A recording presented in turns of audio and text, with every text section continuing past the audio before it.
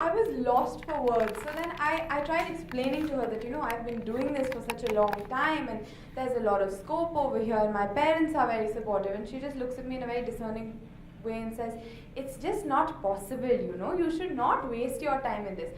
So finally, I just knew that it was equivalent to talking to a wall because this woman was just not interested in listening to me. So I got up and I said, you know what? I guess I'll just be a housewife. And I turned around and walked off. I was like, there was no point in speaking to her. And then I came back to my dormitory and it actually got me thinking. I was wondering, if a woman can be gender biased against herself, I wonder how many people look at me and think female. I mean, they don't look at me and think equestrian or she's good at this or she's good at that. They look at me and they think female. What's she doing here? I've been going for nationals for quite a few years and I noticed this nationals. I looked around and I said, how many women are there here? And there were about 3 to 4.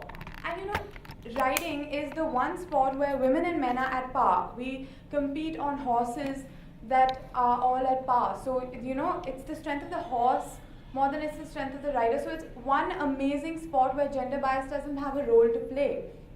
So you'd expect women to be more enthusiastic to joining the sport. But then again, there's that typical stereotypical view that, this is no place for you. This is not the right place for you to be. And I think that's extremely, especially in my sport, I think that's extremely wrong.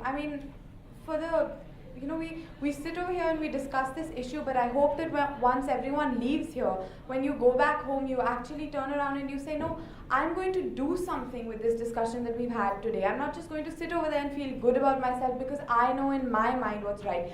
I know I should be sitting over there propagating society to know what's right. And it's absolutely not right for a career counselor who's an educated woman who's gone to school and gone to college to sit over there and tell me that my dreams are not right because I happen to be female. It's absolutely absurd in my opinion. Then I also, as a side game, I take up athletics to stay fit. So I participate in the 400 meter hurdles. So when I went there, I saw this bunch of little girls around my age, all bare feet. And they're bare feet and they're running for these races and they're absolutely untrained. And they hate our school.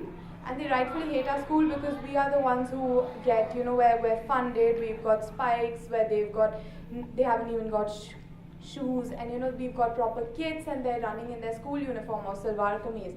So it's absolutely unfair actually. So I asked one of them, I said, she was explaining to me, she said that this race matters to us as much as life because when we go home, if we haven't won, our parents will say, we told you, forget this and sit down and start doing the dishes, So I realized that, and I realized that the whole ball game when it comes to sports, it's so derogatory to women.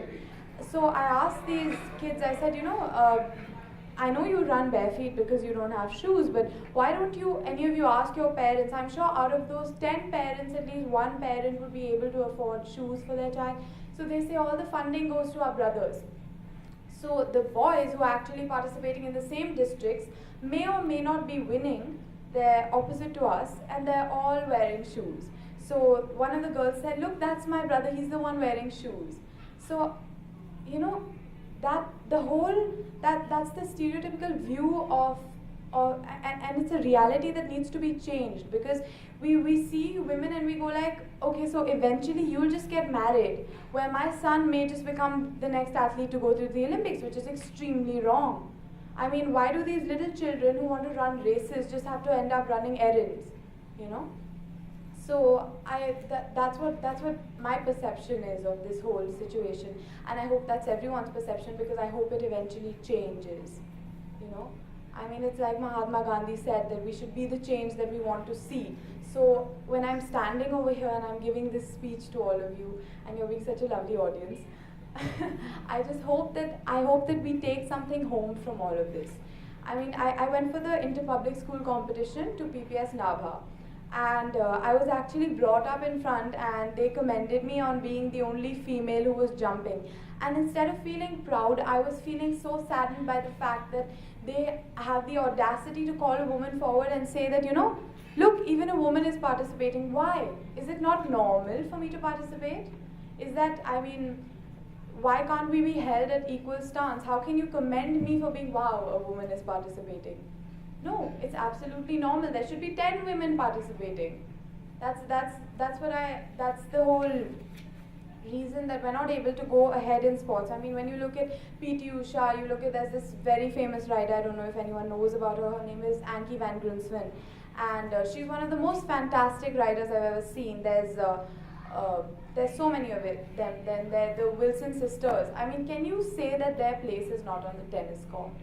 The day that someone turns around and tells me that the Wilson sisters do not belong on a tennis court, that's the day I will actually lose faith in humanity, you know? Because and they're women, and you see them, I mean, I see them, and they're so fit, and they're so dedicated. And if those are women, then why can't there be 100 more of them? And when it came to the issue that you were bringing up, ma'am, when you said that, you know, we feel guilty when we have to leave our, supposing, household chores or children or something, where we're obliged to look after our children, of course, and we want to look after our children, since my mother's sitting right there. So when it comes to that, I think an amazing example is Mary Kom. I mean, she had, 2-3 children, and she went back into boxing with the support of her husband. I think that's fantastic, because I think there's a balance to it. And you know, I think there's more to a woman than sitting over there and cooking in a kitchen. I think there's so much more to a woman. I think you can balance the two, and you come to this platform where you're able to do both. And why not? If she could do it, why can't we? I think all women should strive to be the next example, not the next victim. And it starts in this room, and then it spreads around the world. Thank you. If you have any questions, then you can.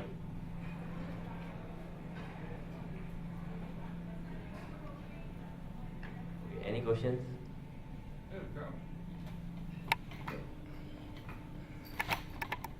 I enjoyed that very much, and both of your parents should be very proud of you. You're going to change the world.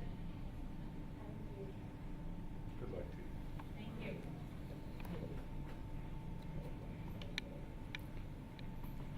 Anyone? Now we conclude our session. Okay. Thank you very much, all of you, and thank you very much, ma'am, for all of it. Thank you.